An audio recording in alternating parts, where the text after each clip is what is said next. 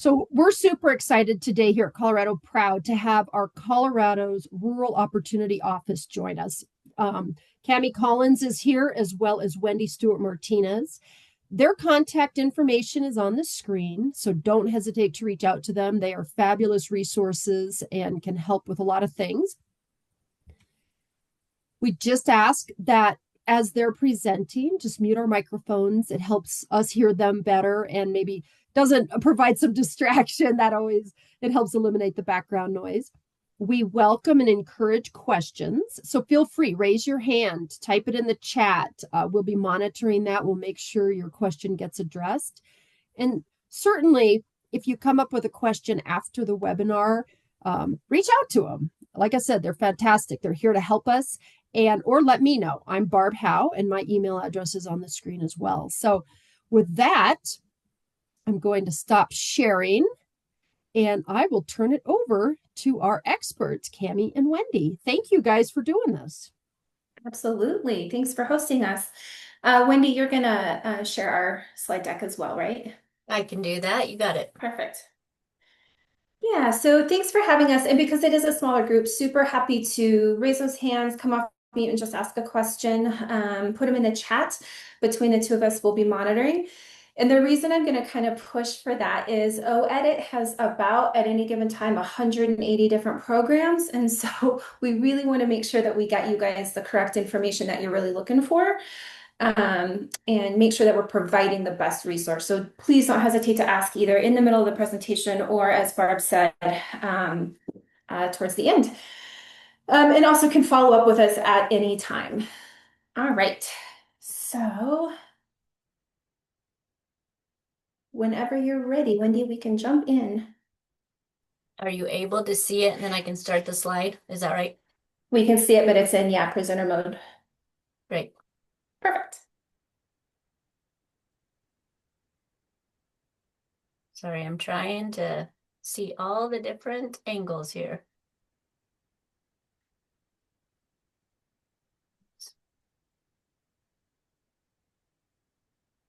There it is. There you go. On the top right, next to the share button, there's a slideshow button. There it is. Yeah. Great. How's that? Perfect. I can see that. Can everybody else? Perfect. All right. So the first thing we have to explain to people is who we are and what our name is, because OEDIT is not real well known. We are the State Office of Economic Development and International Trade. So acronym is OEDIT.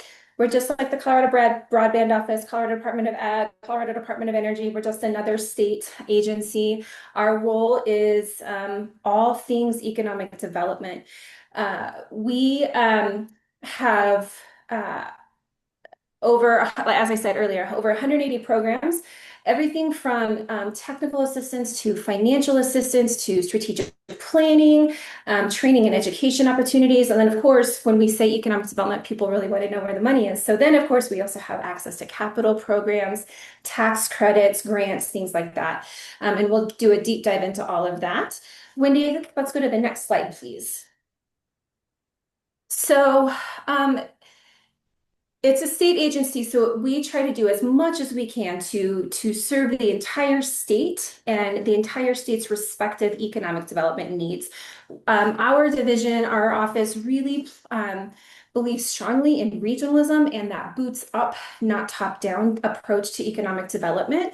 So our mission is really to empower all to thrive in Colorado's economy, how you see fit. Not every community wants advanced manufacturing in their community, but some do. So we have programs for that. Some communities want to focus on ag. So we have some technical assistance to support that. So it's really about what is your community working on? What are your businesses in need of? And what resources do we have to match to that? We do have 12 different divisions within OEDIT. We are most well known for the Colorado Tourism Office, all the programs they put together. But we also have, as I said, a total of the 12 different divisions that work on different aspects within economic development. What's missing from this slide is a brand new division. It's the Office of Talent and Innovation. That group, that division's primary focus is on workforce development to meet the needs of our employers across the state. We are in office of the governor, which means that the governor, and this does change every time the governor changes, the governor does appoint our executive director. We work under Eve Lieberman, and our director is a part of the governor's cabinet.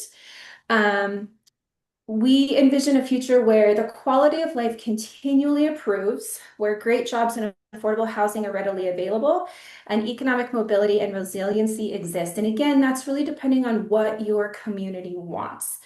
Um, with that, like I said, as I said, our programs span about 180 at any given time. That link at the bottom, OEDIT programs and funding, will take you to our program page, which is all of those programs are listed alphabetically. And today we're going to dive into a few of them that Wendy and I think are probably most relevant to you. But again, if you're not seeing anything on there and you're like, hey, this is what my issue is or my problem or my challenge, what do you have for that? Please reach out to us and we're super happy to walk through that with you and try to find you the correct resource. Wendy, next slide, please. All right, this is a really boring slide with a tremendous amount of information, so we're just going to jump in. Wendy and I work in the Rural Opportunity Office. We were statutorily created by Senator Dylan Roberts. He was the one that put the legislation forward, with the understanding that rural communities still do business in person. We still do business face to face. That in-person connection is incredibly important when we're talking to rural communities. And so we are statutorily required to live in the rural communities that we serve. My service territory is the Western Slope, and I live in Delta. Wendy, you want to jump in? Yeah, thanks, Cami. Great job. I am Wendy Stewart Martinez. I see some familiar names and some fun faces that I've connected with over the last year. I do reside in Chaffee County, Salida to be exact. I travel. I have the Southwest region, South Central, and now recently the Eastern Plains. So I'm looking forward to getting to know you even better. Our job is really the boots on the ground connector. So our job is to understand what your communities are working on, what your pinch points are, what your challenges are, what your strategic priorities are, and then work to connect those pieces, to connect those dots. We also work with individual businesses. We kind of start that initial start with them. So if a business is looking for capital, then we kind of turn them off to some of our other partners. But our job is really to understand what you're working on and how can we best support you in finding those resources. It's not just all of the OEDIT programming that we talk about, but we continually, frankly, we refer a lot of Colorado Department of Ag programs, Department of Energy programs, broadband, DOLA. And so our job is really, to be that connector to kind of know what all of those programs are so that we can help provide a resource to you so that you can meet your economic development and business growth goals. One of our divisions is our business support division. This is really where the bulk of the small business development work happens. So within business support division, we have 4 different offices.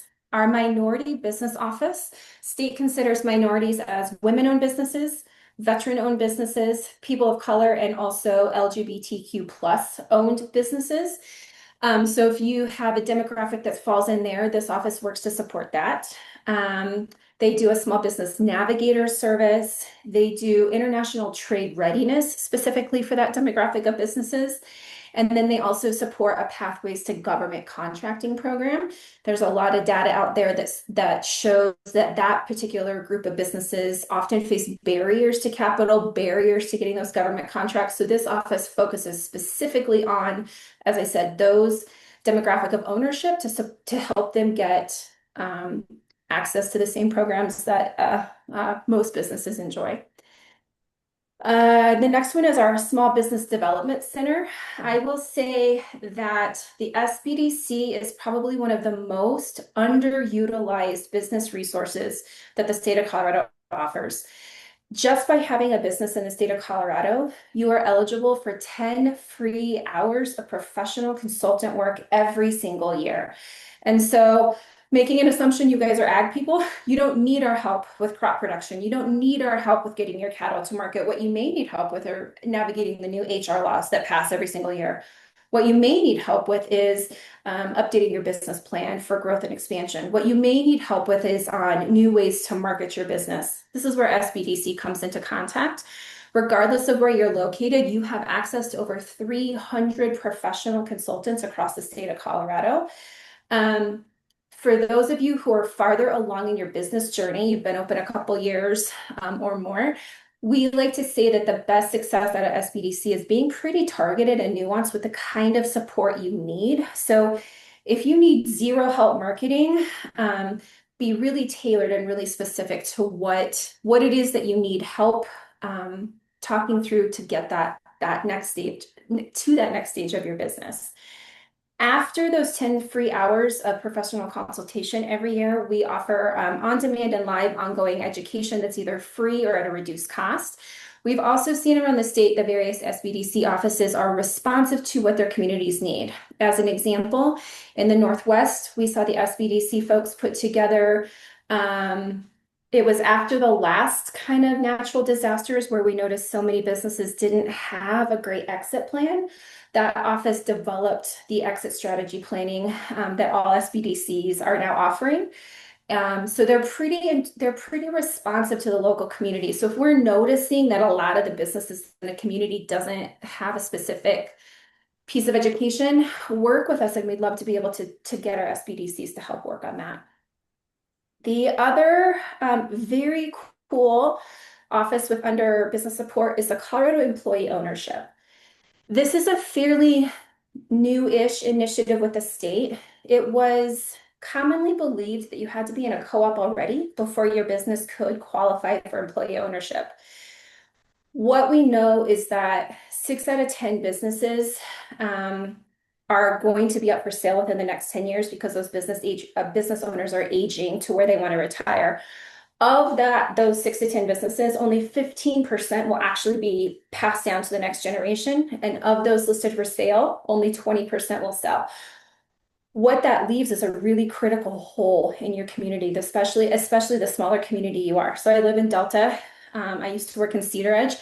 In Cedar Edge, we had a coffee shop that was known as the front porch of Cedar Edge. That is where business happened. That is where people met clients. Like that coffee shop, while just a retail coffee shop, was a critical piece of the community fabric and structure, as most small businesses are. When we lose those businesses, you're losing generational wealth out of your community. You're losing critical services to your community. People are driving to other towns. I don't have a dry cleaner in Delta. I got to drive to Grand Junction, 45 minutes away. Not only am I spending my money on my dry cleaner down there, but I'm also filling up my truck with gas and having lunch. And so all of those stories, those anecdotal stories, are very true. Colorado legislature recognized this problem. We actually passed in the state of Colorado through legislation that we now have 10 different pathways to employee ownership, which is very, very cool. So in addition to opening that up, what this office does is it works with small businesses that are looking to transition to this model. There are tax credits available to people, to business owners selling their business to their employees. And then there is a grant available because it is very expensive and it is also very convoluted to move from an employee-owned management system to an employee. So this grant also offers technical assistance to help the employees navigate the transition. And then after that transition, there's also an additional tax credit. This is a really cool program that can really help stabilize basically your small town main streets. That's really where this is, that's looking for, but it does apply to all businesses of all sizes. The next one is our cannabis office. As cannabis is still illegal federally, none of the federal dollars that support economic development can support those types of businesses, but those businesses also need help. They're just small businesses themselves. So this office, they're basically like the Small Business Development Center for cannabis businesses specifically. Next, any questions there before we keep rolling on? Okay. Next office is our Office of Outdoor Recreation. I think you all probably know this. Colorado is hugely popular for outdoor rec. Bring a lot of dollars into communities for that tourism, that travel. The Office of Outdoor Rec looks to harness that energy and support the businesses providing the services. So think about your guides, your outfitters, your guides manufacturing, ski poles or backpacks or outdoor gear.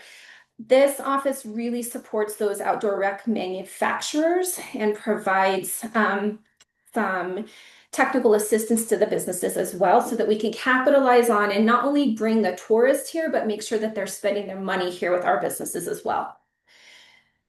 Let's see. Colorado Creative Industries. So this is the group that manages things like the creative districts. We recently launched the Arts and Folk grant. And so again, while the arts are not an economic driver, they are definitely an economic enhancer. They really make placemaking in small communities. They really tell the story of what your community stands for. So the arts can bring a lot of additional revenue to a community. Under Colorado Creative Industries, so they have training programs for individuals in the business areas, but also for communities. They have grants in the creative space. They have the space to create program, which is a housing program for those working in the creative industries. They have the Colorado Change Leader program, which is a leadership. It's a leadership training for those working in your community, not necessarily art related, but it is under their division. So they talk a lot about that, but that program really helps build community leaders.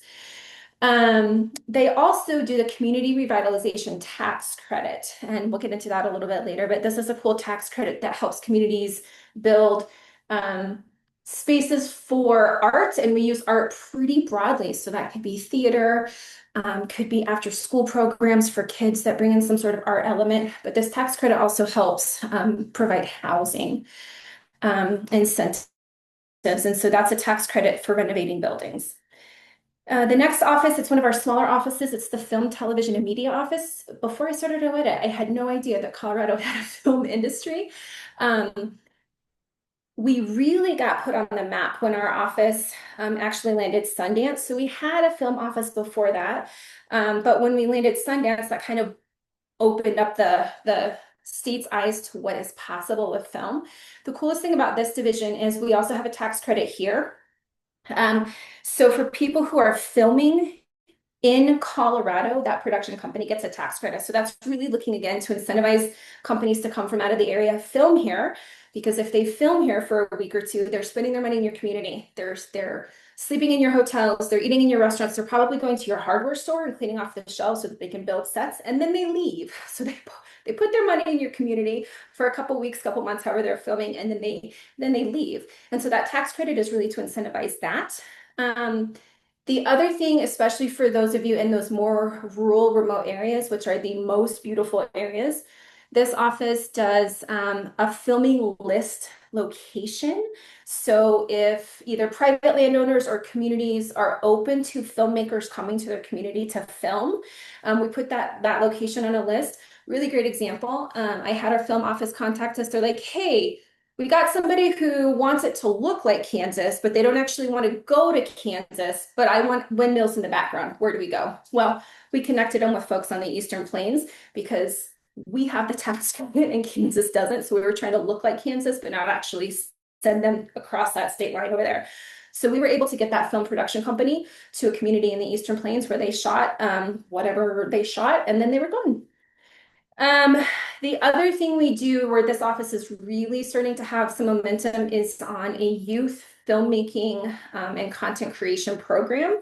Again, to get those kids to realize that there are careers in Colorado. And so if they're thinking content creation, they don't have to go to California. You can have a viable career in Colorado. So they're doing a lot of work there. The other thing that's cool, when I say film, we don't actually just mean film. So any content creation, so this tax credit has actually gone to people who make video games. The bulk of the content was created in Colorado.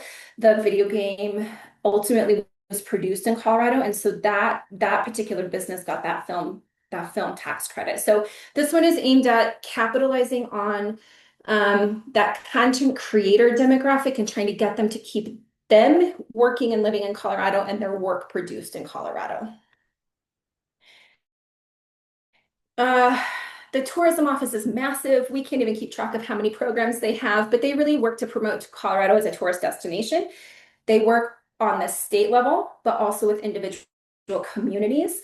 This was several years ago, and I'm sure some of you on the call probably take advantage of this. It was this office that really helped push the idea of agritourism that so many of our farms and ranches across the state uh, take part in.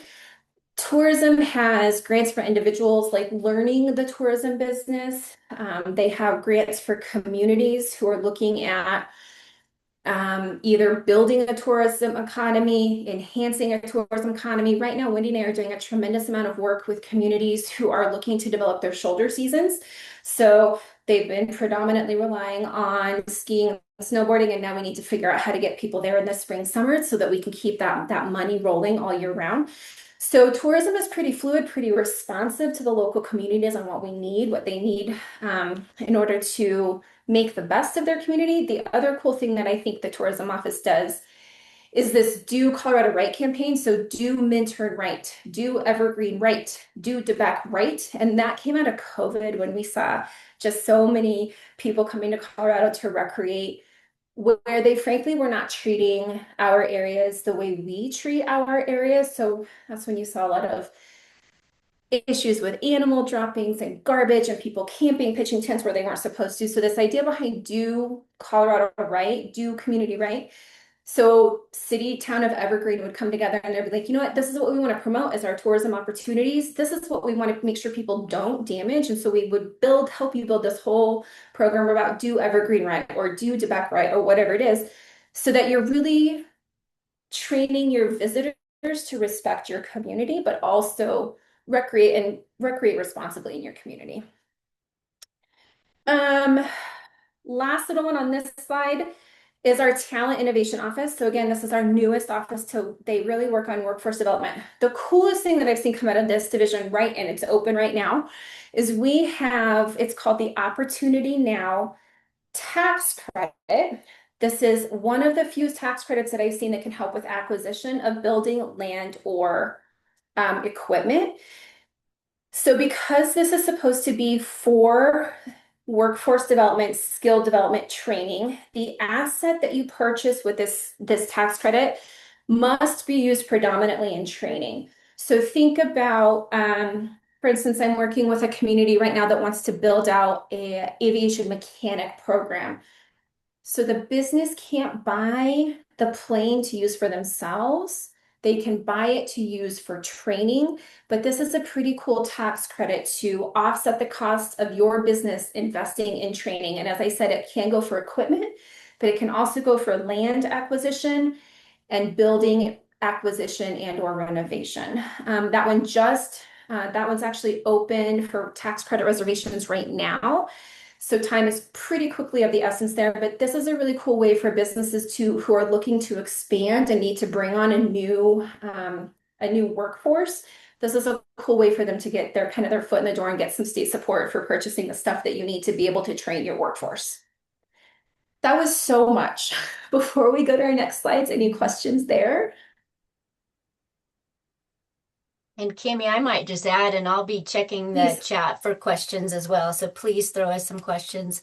While this might be boring at times, you always make it fun and very relevant. And I thought I'd take a moment here just to tie everything back to ag. You know, all of this you can look at, and Kimmy and I both come from ag small towns and ag focus. And it's so cool when you talk about film and you look at this slide here. We were just down in Pueblo. I was able to go to COFSAC's annual in-person board meetings for our Colorado Food Systems Board meeting members shown right here touring the Colorado State Fairgrounds. And in the visitor center, Kimmy, I don't know if I had a chance to tell you this, they had a big banner that was Do Colorado Right, exactly what you just mentioned, and more information for the visitors, for the attendees of the Colorado State Fair just a couple weeks ago. And so when we were there and had 2 days of just in-person time, they also showed us a film called Marisol, and some of you may be familiar with the Marisol film that is around the ag industry of Pueblo and the Pueblo County and what it takes to work in ag and look to the future of ag. So we brainstormed on Sundance and would this film be shown at the launch of Sundance and what film could do for our ag world as well as ag tourism. There's so many intersections between OEDIT in our ag world, our ag industry, and our ag economy. From partnerships, I mean, some people don't even realize that OEDIT could give you a letter of support as you look at grants and funding streams and partnerships. So think of us in many ways to be that voice for you and that voice into the economy, the voice into the front range partners as well. So I wanted to take a minute here also to show the art on the side of this building and how that tied back into our creative industries as well. Thank you, I do Wendy. have a question for you. Is there a question? Sure. Yep. Michelle is asking, can you clarify that these are state tax credits? And she's wondering if any are refundable beyond a tax liability. Yeah, so Michelle, the tax credits that we'll speak of today are specific tax credits from OEDIT. So they are a state tax credit. The rest of your question depends on the specific tax credit. Some of them, I'm going to say probably 90% of them are really to reduce your tax liability. In some cases, they can be transferable, and we see that come into play when you have a nonprofit. So really high level, I'm going to go back to the community revitalization tax credit. So that's it's under our Colorado Creative Industries, and how we kind of worked this. I had a conversation with a nonprofit arts entity. A nonprofit doesn't need a tax credit because they don't have tax liability. How a nonprofit could utilize this is that they could sell that tax credit to somebody to whom a tax credit is necessary. So think about a transferable tax credit as a way that your nonprofit could look at a development partnership. This particular nonprofit, they want to rebuild, they want to renovate a historic theater. They don't have the money to do that. A tax credit is really nothing for them because they don't have any tax liability. So what we're thinking through with them, a thought partnership is there a developer that needs that tax credit who could basically front the cost of your renovation, and then once the project is done and the state gives you your tax credit, you're then selling it basically to that developer, and that developer is getting their money back on that tax credit. Plus you're a nonprofit, so whatever the gap, that gap is, that's a write-off for that business. So the tax credits are really designed to reduce your tax liability and incentivize development in specific areas. This creative one being one of those. So they are predominantly a reduction of tax liability, but they're depending on the way that the tax credit is set up, there's some wiggle room there. And so Michelle, to answer your question, it depends on which credit you want to go after, and then we would have that conversation. That's really high level, but hopefully that answered that for now. All right, so access to capital incentives. So we've got two of our divisions that work on this. It's our business funding and incentives. So they're managing all the tax credits, all the grants, the debt and equity financing. These are the people who are doing the advanced industries tax credit, which we'll get into. They're doing the rural jumpstart. The other division that we have is our global business development division. And where this may come into place for you guys as ag people, I actually just had a chat with a gentleman in Northeast Colorado who wants to get his grain into Mexico. And what he was telling me is that we ship our grain to Mexico, they produce, dog food or whatever, and then they ship it right back to us. And he's like, well, instead of me shipping other people's grain, I just want to go straight to Mexico. How do I do that? Our global business development division helps Colorado-based businesses export into other countries, and they also work to bring other countries here, either with a new headquarters, relocating here, something like that. So that was my last ag thing that I had with my global development team. So thinking about that, if there's those kinds of resources that you guys are trying to look for in your business, we have some support to help with that. Rural Jumpstart, really quick, jumping into this. This is a program, again, comes with some tax credits. This is a program that the state stood up to encourage investment in rural, economically distressed areas. So if you are in a rural jumpstart zone, a new business that starts up that does not have any direct competition in a neighboring county. So this tax credit doesn't work for things like coffee shops or CPAs, or frankly, a lot of like farms, because you probably have those in your neighboring communities.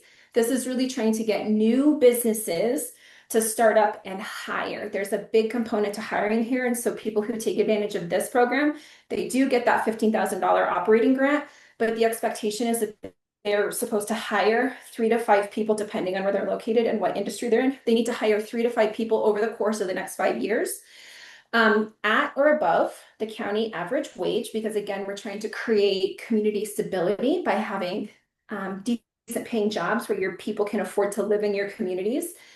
The business gets a tax credit and that operating grant, and then also very cool in this program, all of those new hires, they don't pay income tax as long as their business is enrolled in that program. While this program is meant for new businesses, there has been a recent change that if you have an existing business and you are starting a new branch of your business that is different enough that it would mean that you have different accounting within the business, different marketing, probably a different headquarters.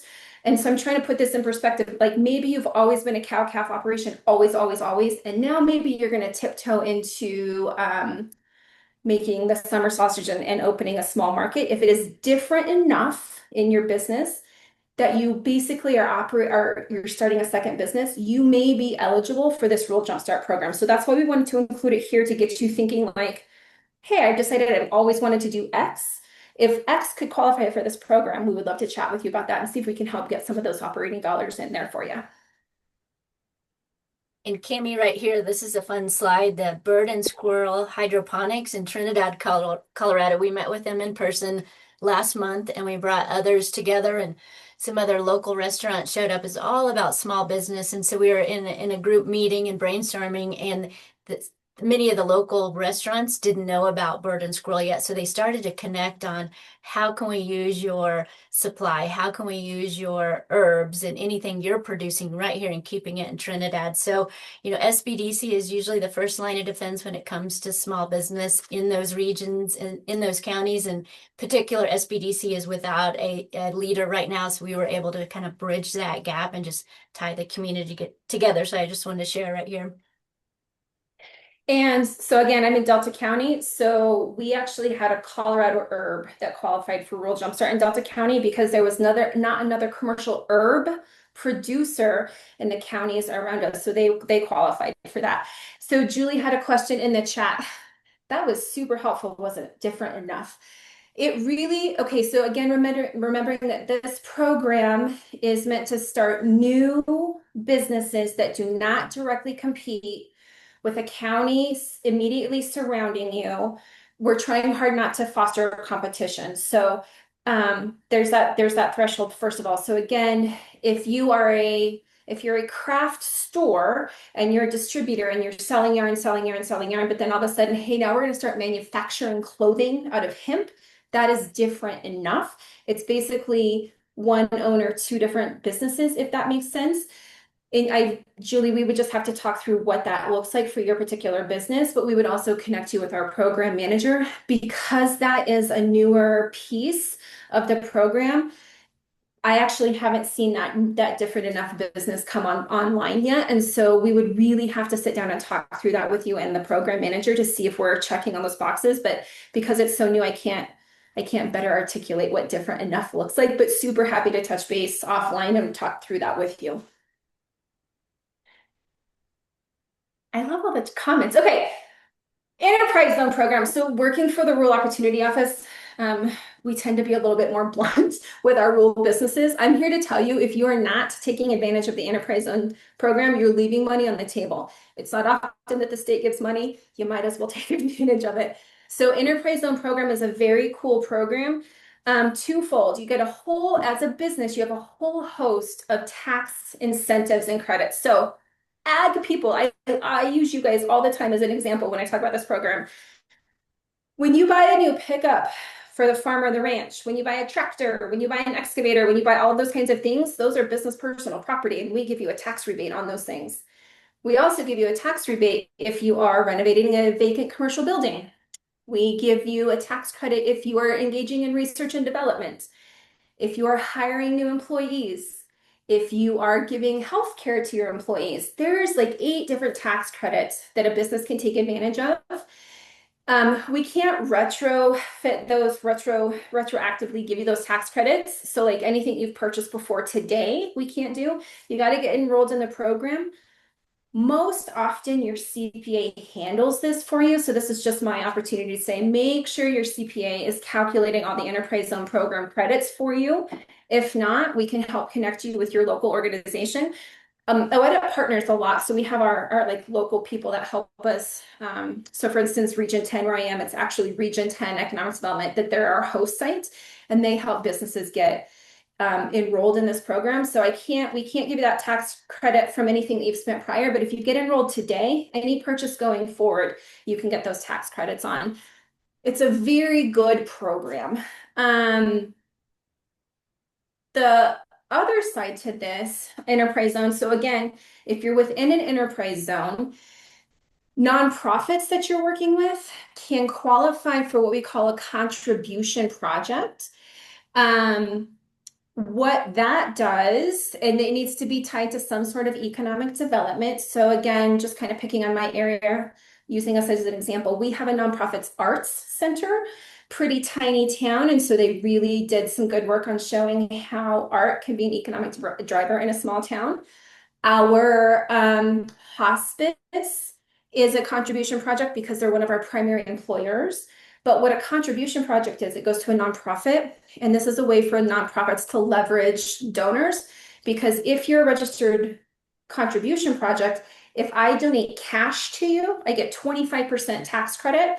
If I have a business and I do in-kind support for you, so I've got a roofing company and I'm going to come tear your old roof off for free, not only does your nonprofit give me a tax write-off for that, but I get an additional 12.5% tax credit for my in-kind service to your nonprofit. So contribution projects also super helpful for nonprofits in small communities that are providing critical public services. Any questions on that one? All right. This is probably one of my favorite programs at OEDIT right now. I just got to tell you, it's incredibly popular. So if you're at all interested in this, like I want to talk to you yesterday.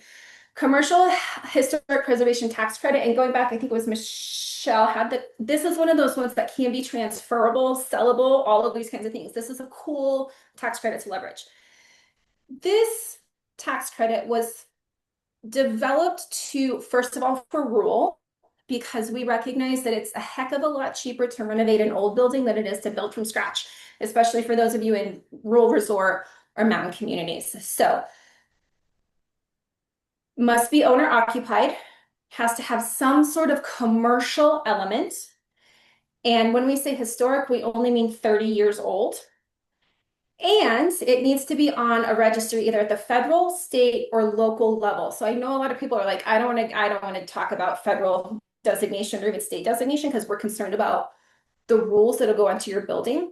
If you have a local historical society, county historical society that does that and they could put you on their register, they often come with fewer regulations on how you can manage your building, but you're still on the register. This tax credit gives you up to, I think the project capped is $1.5 million. And it's up to something depending on where you are, because this program is trying to get both urban and rural. So the tax credit is anywhere between 20 and 40%, depending on where you're located, 20 and 40% of your eligible renovation costs. So this is a new roof, HVAC, cabinets, those kinds of things. So up to 40%, up to $1.5 million to renovate a commercial building. The cool thing about this one that I've started to have a lot more conversations with people is there's not a lot of state support behind single family residents. The state is really incentivizing like multifamily developments. When you have a community that has some older homes that need renovated, if a landlord owns that and is using that home as rental income, that is a commercial purpose. So that homeowner, if they're renting out that home, could qualify for this tax credit. So there's some really fun stuff on how we can renovate some of these older buildings. I will tell you that we have maxed our credit allocations for this fiscal year. So this credit will open January 20th. If you are at all interested in exploring this, if your application is not ready to go by January 19th, it's unlikely that you will be able, it's so popular. Last year, I think it sold out within like 3 hours. So we really, really, really want to work with any businesses, any commercial property owners who are interested in this program. We want to get with them now so that we can start make sure they're on the register, and help get that application ready. The other cool thing about this one is we have a really good working relationship with History Colorado. If your building's not designated, and we think it could be, Sarah at History Colorado will work with you in the designation process while you're doing the work on the building, so that it's all tied up by the time that credit opens. And so there's a lot of leeway within this program. And Cami, I wish I had a picture here, but in July we were able to head out to the Eastern Plains with DOH, our Department of Housing, and touring some newly built attainable housing that bordered farm ranch land. And we noticed an ag building. It actually was an old barn, and they said this is the second time we've restored it, and we hope to find funds to keep it up and to keep it going. And it was just so magnificent that we started talking about this tax credit right here. And they didn't know about it. They didn't know they could tie the piece of ag history with this newer development that was really needed for the workforce in this county. And so just think outside the box. If you have any questions, any ideas, just call us up. We're happy to brainstorm with you on all of this. And to Carl's point, yeah, you probably do want a CPA to navigate these tax credits. They are, right? You are doing business with the state. We have lots of rules from the Department of Revenue, but I would agree that I think they're worth it if we can get you in there and get them, especially something like this one where those project costs can go up to $1.5 million. Renovating those old buildings sometimes can get up there. So yes, thank you, Carl. Also, shout out to the Randy Travis. I like it. There was a movie shot that in our area too with who was the guy in Dirty Dancing, Wendy? He was the cowboy. What was that movie? Tall Tale or something? That was shot in my area too. Oh, I can't remember names, but yes. Once people start talking about movie shot in Colorado, it's like, oh gosh, I didn't realize we had all that. Well, and True Grit, right. yeah, True Grit in True Fremont Grit. County, just Yes. to shout out Yeah. the Fremont County friends on the call. All right. Advanced Industries. Sarah, I'm sorry, Wendy, do you want to talk about Sarah and Barnow? Because this is a really cool company to get people thinking outside the box on how you could take advantage of what we call advanced industries. You got it. Fremont County, another shout out. Sarah Hinckley is headquartered at Emergent Campus in Florence, Colorado, Fremont County. She also grew up in La Junta and has her manufacturing in her hometown of La Junta. But this is just one of our grant recipients that we just work well with. We talk to all the time as she grows, as she develops, and has won international awards with her design here. And what this is, she calls it an ant.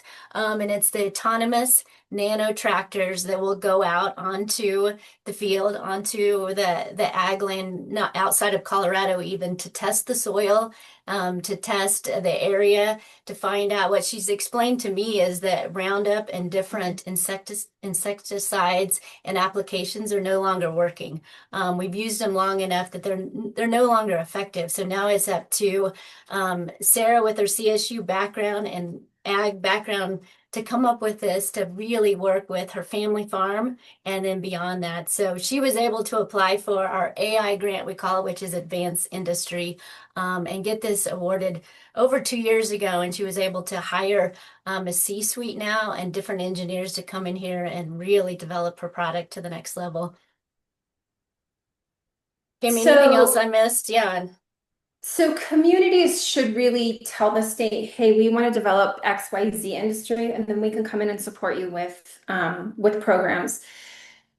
Parallelly, the state has designated 7 what they're calling advanced industries, because these are those high-paying jobs. These are those ones that bring more money into the state. So there are additional levels of incentives and the 7 advanced industries are advanced manufacturing, which is where Barn Owl fit in, aerospace, information technology, electronics, bioscience, energy and natural resources, and then infrastructure engineering. And so the Advanced Industries program is a suite of several programs. So one is that proof of concept grant. So you've got a business. I'm working with a guy who does hempcrete panels for home construction. on the Western Slope. And he had to develop this lever that then turns upside down to like panelize his work. It's nowhere on the market. He's a potential eligible applicant for this advanced industries grant because he's working within one of those fields, and he had to develop something to make his day-to-day job easier. So thinking about what you guys are already doing, have you created some piece of new technology? The buzzword is it has to be a disruptive technology, but if you're working in that area within one of those industries, there's a proof of concept grant for that. After that proof of concept, if we see that we can kind of level up the manufacturing of whatever you've like the barn owl, then comes some early stage capital support. There's also some support in this program, again, helping you export your technology outside of Colorado, kind of on a global scale. And then the tax credit is encouraging investments by third parties. So this is not you. This is not the business getting this particular tax credit. A community uses this tax credit to encourage capital investment in your industries. So this third party investor would get this tax credit. They get 35% if they make $100,000 investment into your business. So that's a way as a developer, you can encourage some outside capital into your program.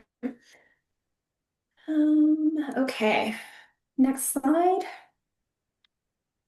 Again, as a reminder, we do work for the Governor's Office of Economic Development, and so governor priorities often trickle down into our line of work.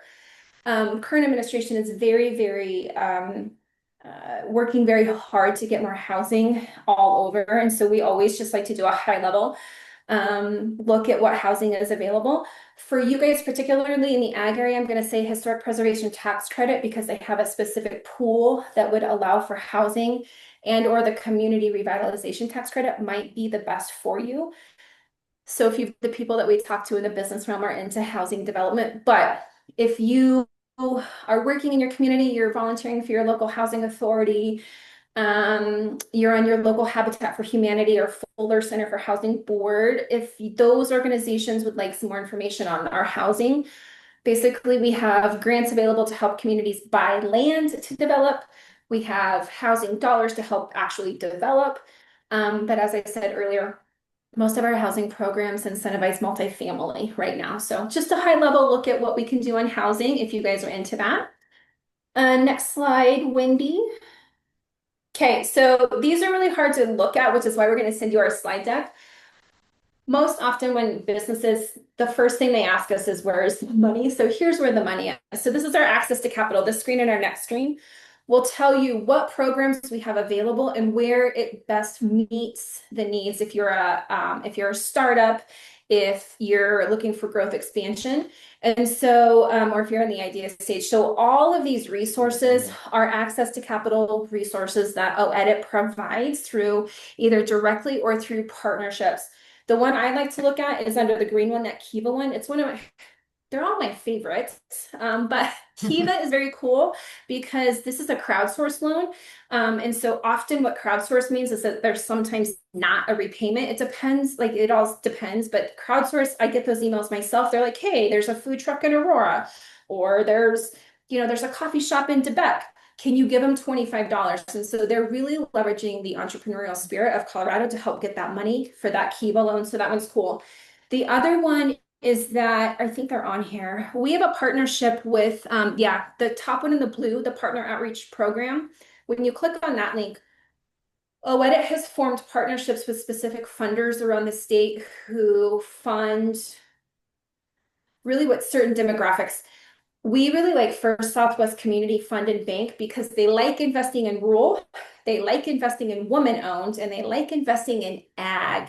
And so for those of you in the ag industry looking, most of your funders will do that. These guys really like investing in ag. And so if you're looking for that access to capital, First Southwest is a good start there.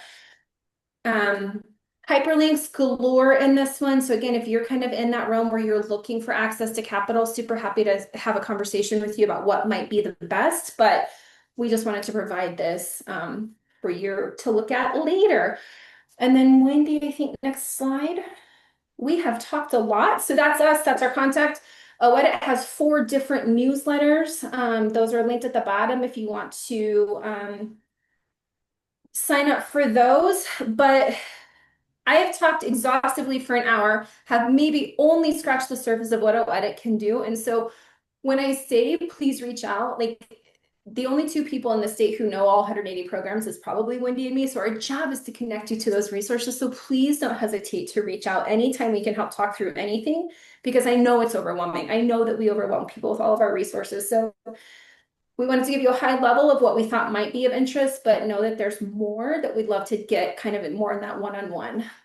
Wendy, what did I miss? You got it all and then some. Barb, before I turn it back over to you and see if there's any more questions, I would like to throw out the idea of we're always open to new partnership, anything we haven't unpacked or we haven't, any rock we haven't turned over. For example, CSU Spur, because it's still Yes. new and very innovative, very front range focused, very Denver, Fort Collins focused because of physically where this campus is located.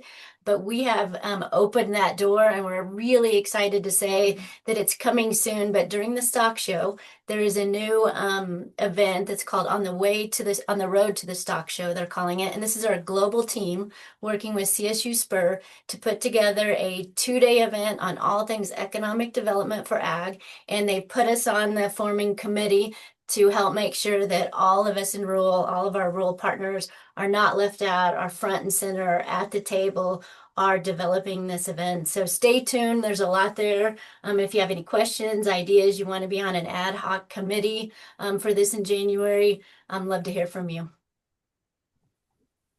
That sounds great. How could we find out more about that or get on a list to learn more about that? You got it. If you would email me, right there's my email, and then you'll have a recording of this. But give me an email, and I'll connect the dots to the leadership that's pulling this together. I think they've had 2 calls so far, and we've been pulled into one of them. So more to learn, but we'll definitely get anyone interested and dialed in on this. That's wonderful. Does anybody have any questions? Judy says, Wendy, you probably already know, we need a grocery store in La Junta. Can you and I visit? Yes, and I have heard from your leadership. I understand Safeway is closing in November, La Junta, Lamar, and I have talked to leadership, and we do need to talk about what this could look like, but some possible funds, technical funds, we call it, to do a study on this region, on what your food desert will look like after these 2 store closes. So, yeah, we're on top of it, but I would like to hear from you and learn more. Wendy, there's been some some inquiries about a like a food co-op type of a thing where the local producers bring the food in. And Great. that's kind of what the questions have come to me, and I've been looking it up, but I'm not a expert on it by any means of the. Yeah, Julie, thank you for that. Not only is that exciting, I love hearing that. I do have some real world stories and examples. Steamboat has put this together right before COVID, and it became very successful during COVID. So I have a case study there on how Steamboat did this. Chafee is looking at doing a second one just like that. They're at the very beginning stages of forming their board for the co-op and their access to capital and what their capital deck stack would look like on the funding stream. So happy to explore that even further and connect you with these 2 counties that are on top of it. Okay, and I see Michelle there said she's developed and ran the program in Steamboat. Great. Great. Michelle, I'm glad you're on the call. I didn't notice that.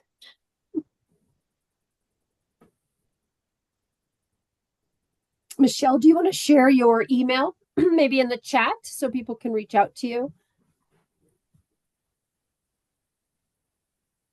Cami, this is what we do best. We should be on this call more often. Making connections, helping you guys think through your challenges. That's right. Yeah.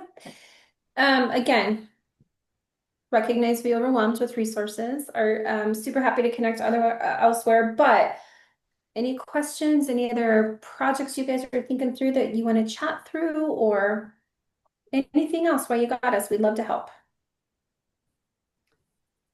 Yeah, that was a great presentation. A lot of information, but really well done. Would you maybe just put a link into the chat of your next to last slide, kind of with all the hyperlinks, in case people wanted to check that out. Yeah. Yes, I will. And then we'll also make sure that all of the hyperlinks are in the slide deck, and then we'll send it to Barb for her to send out to the whole group so that you can have individual hyperlinks on each of those programs. But when you said your second to last slide, you really mean the access to capital? Yes, I'm sorry. Yep, that's all right. I could drop that in there for sure. Cami, is that shareable? Is there anything I can do right after we get off this call to make sure it's shareable? I'm going to pop a link and then we will send her the slide deck, but we're also going to send her just the POP manual, which is a separate PDF. So we'll do Perfect. that. We'll make Okay. sure all bases Great. are covered. Yeah. Cool. Well, wow, we can't thank you guys enough. That was wonderful. I know you guys are super busy, but what a great presentation on everything. Not everything, but a lot of what you're doing, and really applicable around our whole state. So I'm hoping people really get connected with you. And of course, our own Michelle Meyer from CDA is a great resource as well. So does anybody have any questions or anything else they even just want to chat with our speakers about?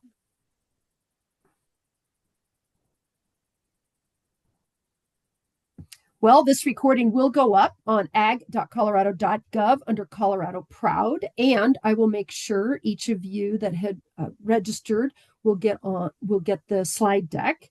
And reach out to Wendy and Cami. They're fantastic resources, and they really do want to help. And certainly, I reached out to them, and look, they helped me. So and they are very responsive. So I just want to thank you guys and hope everybody has a wonderful day, and let us know if there's any other questions. Thank you.